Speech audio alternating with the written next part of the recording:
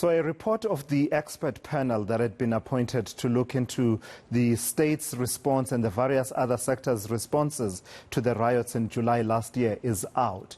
And typically in South Africa, we discuss something for a few days and move on. We shouldn't do that.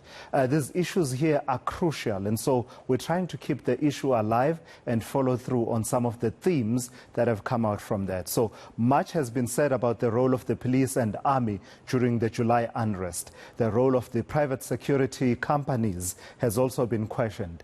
The expert panel found that they have been let off the hook due to a lack of evidence. The Private Security Industry Regulatory Authority undertook its own investigation. It suspended some affiliates while others are under review. But the authority found no evidence of complicity in acts of criminality. Let's discuss this now. I'm joined by Sambo from CIRA, the Private Security Industry Regulatory Authority. Mr. Sambo, thank you. I've got to thank you for your time. Just broadly, is it accurate to say you found no evidence of complicity by the private security sector in the violence that we saw in July last year, or is the picture more nuanced than that? Good morning, Tula. What we may indicate in our report, it's in respect to misconduct. Remember, there's two ways of investigating. We were not investigating the murders or any assaults, but we investigate the conduct of private security, both businesses and individuals. But what we found out in respect to all the investigation we have done and the parties that we met, we never found any witness who came out to say, a business named so-so or a person like that is the person who harmed me or who harmed my colleague or a member of the family. So our investigation was, too broad or in respect to any direct action done by a specific security business or security officer. But what we have done in respect to all the complaints that we received, we had in total 28 investigations that were conducted by the regulator. And then of all those cases, I would say that there's been some outcomes. Yes, in most cases, the outcomes have been more of contravention in respect to the code of conduct itself, rather than any act that may be of criminal nature that was investigated by the South African Police Service. Thank you. So give us some examples then of violations of the private security industry code of conduct. What were some of these companies engaged in? Just a broad spectrum for us to get a sense, because you emphasized that yours was not to conduct criminal investigations into the murders, etc., which is the work of the police, but you were looking at your own members. So what were some of the examples?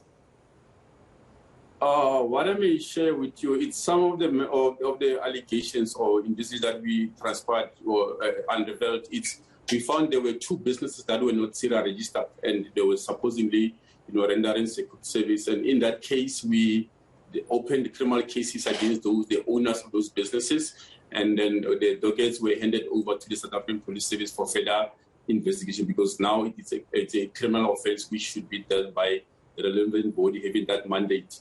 One. Two, some of the contravention that we found is in terms of the CIRA Act and the regulations, it's security business need to keep records about people that they employ and then they deploy. So in some cases we found that there were business that employed security officers that were not registered in terms of the requirements of the section of the CIRA Act, and we then dealt with those. We opened a criminal case against those businesses, but we also charge them in terms of the code of conduct, where there will be, currently we are having hearings where a fine or sanctions will be imposed against those businesses for not adhering to the regulations, and also somewhere for deploying people that were not worthy to be deployed because they were not registered or trained in terms of the requirements of the CIRA Act. So those are examples of contraventions. What did you find specifically around the issue of firearms that supposedly belong to security firms that are affiliated and registered with CIRA? I think I saw something in the panel of expert report there that flagged that as an issue. The ease of availability of firearms in the private security industry that could end up exacerbating a situation of violence like we saw in July last year, and the difficulty that you seem to have to keep track of who's got what firearm registered where and being used for what? Okay, thank you. What I may share with you also is, firstly, it's as the authority, we regulate and we have control over security businesses that are operating in the country, that they should be registered. But the licensing of firearms is the terrain of the South African Police Service. What then happens is the South African Police Service, before they could license any firearm to a business, they will then check with us first to say, is the business registered with CIRA, is it in good standing, and the person who's responsible for handling and issuing the firearm, is he competent and have that. So then we'll share with the South African Police CFR division those requirements, and from there the business are then licensed with firearms. So what happens is the inspections of firearms is the terrain of the South African Police Service to make sure that those firearms are used properly and then are accounted for when you issue them out. But what I may share with you, I think previously last year, and it has been a method that was discussed to say, or in respect to certain businesses that were implicated or were alleged to be implicated, there were firearms that were seized by the police for ballistic and other investigation purposes. So what I may say is, I think a lot of the answers in respect to say what happened to those and where the case is, it's more likely to be answered by the South African Police Service. Sure. So it would seem to me then that there's something there. There's a bit of a closing of the gap that might need to happen between one process that's controlled by the South African Police Services and a completely different process that is on your side. But lastly, when I was reading that report, that panel of experts report, it seems to me that like most of these situations, the size of the private security industry being manifold bigger than the current size of the South African Police Services either poses a security situation in that some of the guards, for instance, the report points out that some of the guards were not even CIRA registered. That's the threat. That's the threat side of things. But also it seems to me that there's an opportunity as well. Some of the inputs, I understand, suggested that there could be even better collaboration between the police and the private security industry, including a review of the powers of private security firms within particular limits. What's your thinking as CIRA, as you've been processing this report? Which side are you leaning? Should we be taking advantage more of the opportunities that come with this size of a private security sector, or should we lean more towards curbing the growth of this sector?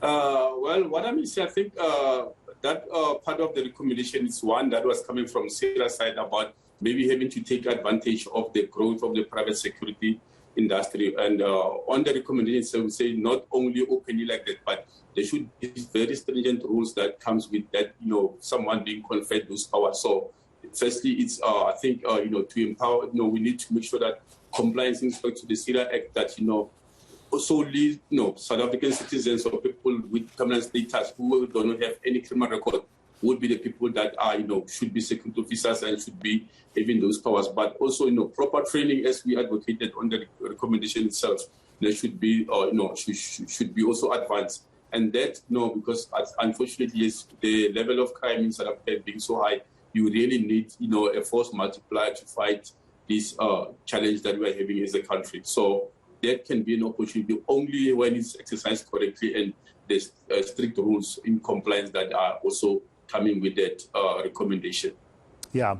All right. I've got to thank you for your time and your insights. Jan Sambo from the Private Security Industry Regulatory Authority. We've just been going through some of the findings and recommendations around the role of the private security industry that came from the expert panel, the damning expert panel report into the unrest in July last year. So just that angle, that involves the private security industry. Done right and within the right context, CIRA believes that this could be a force multiplier in the fight against crime in South Africa.